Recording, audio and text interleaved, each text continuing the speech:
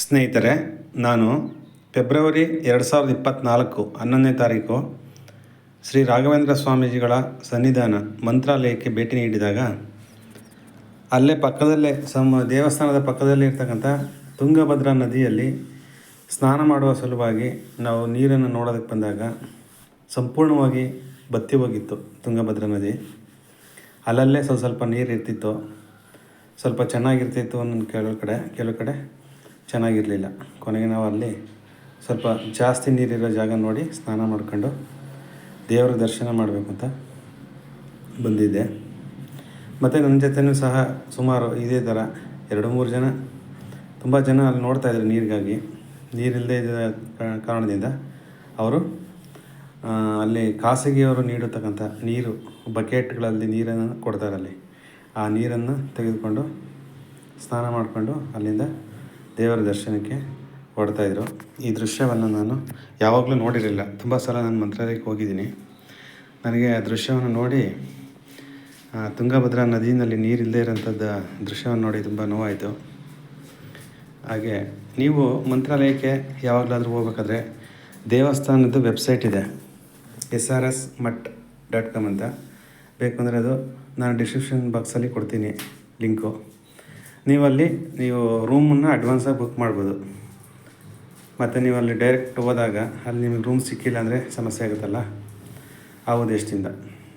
ಮತ್ತು ಬೆಂಗಳೂರಿಂದ ಹೊರಡೋರಿಗೆ ತುಂಬ ಟ್ರೈನ್ಸ್ ಇದೆ. ಯಶವಂತಪುರದಿಂದ ಇದೆ, ಮೆಜೆಸ್ಟಿಕ್ಕಿಂದ ಇದೆ. ನಾನು ಸಹ ಟ್ರೈನಲ್ಲೇ ಬಂದೆ. ತುಂಗಭದ್ರಾ ನದಿ, ಶ್ರೀ ರಾಘವೇಂದ್ರ ಸ್ವಾಮಿ ಮಠದ ಹಿಂಭಾಗ ಇರ್ತಕ್ಕಂಥ ತುಂಗಭದ್ರಾ ನದಿ ನಡೆಯೋ ರೀತಿ ಇದೆ. ಸಂಪೂರ್ಣವಾಗಿ ನೀರು ಖಾಲಿಯಾಗಿದೆ.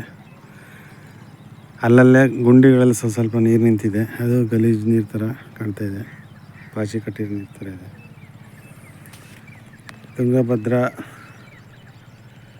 ರಾಘವೇಂದ್ರ ಸ್ವಾಮಿ ಮಠದಕ್ಕೆ ಭೇಟಿ ನೀಡಿರ್ತಕ್ಕಂಥ ಭಕ್ತರಿಗೆ ಒಂದು ನಿರಾಶಾದಾಯಕವಾಗಿದೆ. ಪವಿತ್ರ ಪುಣ್ಯ ಸ್ನಾನ ಮಾಡೋದಕ್ಕೆ ನದಿಗೆ ಬರುವಂಥವ್ರಿಗೆ ಒಂದು ನಿರಾಶೆ ಕಾದಿದೆ.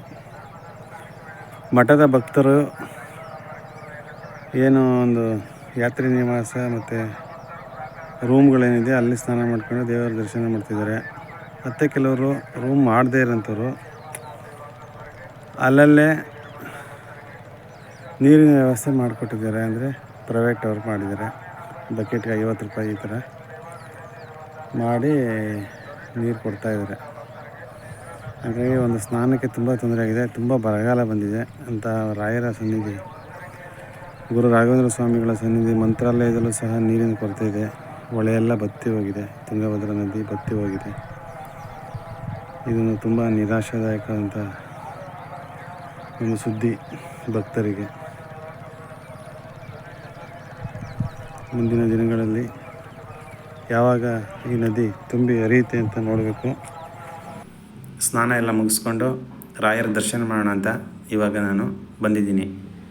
ಈ ರಾಯರ ಈ ದೇವಸ್ಥಾನದ ಮುಂಭಾಗ ಜನ ಯಾವ ರೀತಿ ನೋಡಿ ಸೇರಿದ್ದಾರೆ ನೀವು ನೋಡ್ಬೋದು.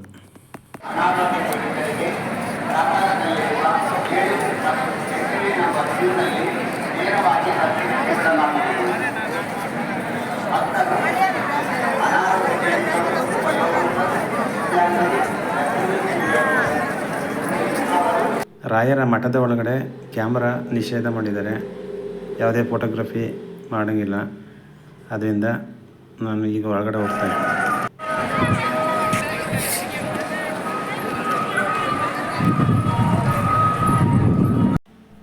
ರಾಯರ ದರ್ಶನವನ್ನು ಮಾಡಿಕೊಂಡು ಒಳಗಡೆಯಿಂದ ಹೊರಗಡೆ ಬಂದಿದ್ದೀನಿ. ಇಲ್ಲೇ ದೇವಸ್ಥಾನದ ವತಿಯಿಂದ, ಮಂತ್ರಾಲಯದ ಮಠದ ವತಿಯಿಂದ ಅನ್ನದಾನ ವ್ಯವಸ್ಥೆ ಇದೆ. ಅಲ್ಲಿ ಊಟ ಮಾಡಿಕೊಂಡು ನಂತರ ನಾನು ಮುಂದಿನ ರೈಲ್ವೆ ಸ್ಟೇಷನ್ ಏನಿದೆ, ಮಂತ್ರಾಲಯ ರೋಡ್ ಅಂತ ರೈಲ್ವೆ ಸ್ಟೇಷನ್ ಇದೆ, ಇಲ್ಲಿಂದ ಸುಮಾರು 15 ಕಿಲೋಮೀಟ್ರ್ ಆಗುತ್ತೆ. ಅಲ್ಲಿಗೆ ಹೋಗೋದಕ್ಕೆ ಬಸ್ಗಳ ವ್ಯವಸ್ಥೆ ಇದೆ ಮತ್ತು ಆಟೋಗಳ ವ್ಯವಸ್ಥೆ ಇದೆ. ಆಟೋದಲ್ಲಿ 50 ರೂಪೀಸ್ ತೊಗೋತಾರೆ ಒಂದು ಸೈಡು, 15 ಕಿಲೋಮೀಟರ್ ಡಿಸ್ಟೆನ್ಸು. ಬಸ್ಗಳ ಸಂಖ್ಯೆ ಕಡಿಮೆ ಇದೆ, ಹಾಗಾಗಿ ನಾವು ಅದರಲ್ಲೇ ಹೋಗ್ಬೇಕಾಗ.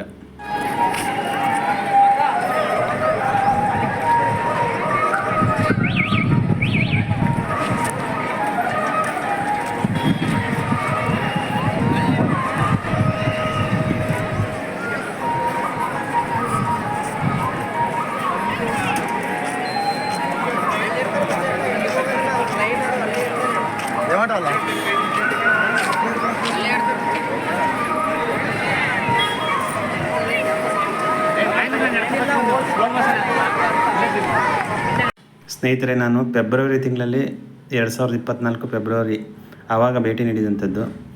ಆವಾಗ ನೀರಿನ ಸಮಸ್ಯೆ ಇತ್ತು. ಇವಾಗ ಮೋಸ್ಟ್ಲಿ ಇರ್ಬೋದೇನೋ, ನನಗೆ ಗೊತ್ತಿಲ್ಲ. ಬಟ್ ನಾನು ವೀಡಿಯೋ ಮಾಡ್ಕೊಂಡಿದ್ದೆ, ಅಪ್ಲೋಡ್ ಮಾಡಿರಲಿಲ್ಲ. ಹಾಗಾಗಿ ನನ್ನ ಮೊಬೈಲ್ನಲ್ಲಿ ಇದ್ದಂಥ ವೀಡಿಯೋನ ಈಗ ಅಪ್ಲೋಡ್ ಮಾಡ್ತಾಯಿದ್ದೀನಿ.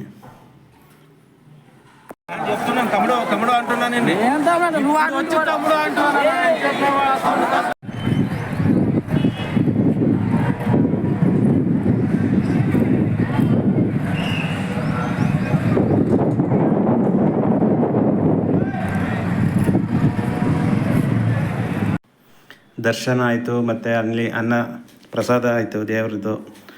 ಅಲ್ಲಿಂದ ಈಗ ಹೊರಗಡೆ ಬರ್ತಕ್ಕಂಥ ಸಮಯದಲ್ಲಿ ನೋಡಿ, ಹೊರಗಡೆ ಈ ಥರ ಕಾಣಿಸುತ್ತೆ. ದೇವಸ್ಥಾನದ ಮುಂಭಾಗದಲ್ಲಿ ಎರಡೂ ಸೈಡು ಐತಿಹಾಸಿಕ ಒಂದು ಚಿತ್ರಣಗಳು, ರಾಮಾಯಣದಿರ್ಬೋದು, ಅದೇ ರೀತಿ ಮಂತ್ರಾಲಯದಿರ್ಬೋದು, ಈ ಥರ ಮಹಾಭಾರತ, ಈ ಥರ ಚಿತ್ರಣಗಳನ್ನು ಗೋಡೆ ಮೇಲೆ ಚಿತ್ರೀಕರಿಸಿದ್ದಾರೆ. ವಂದನೆಗಳು ಸ್ನೇಹಿತರೆ, ಮತ್ತೆ ಇನ್ನೊಂದು ವಿಡಿಯೋದಲ್ಲಿ ಭೇಟಿಯಾಗೋಣ.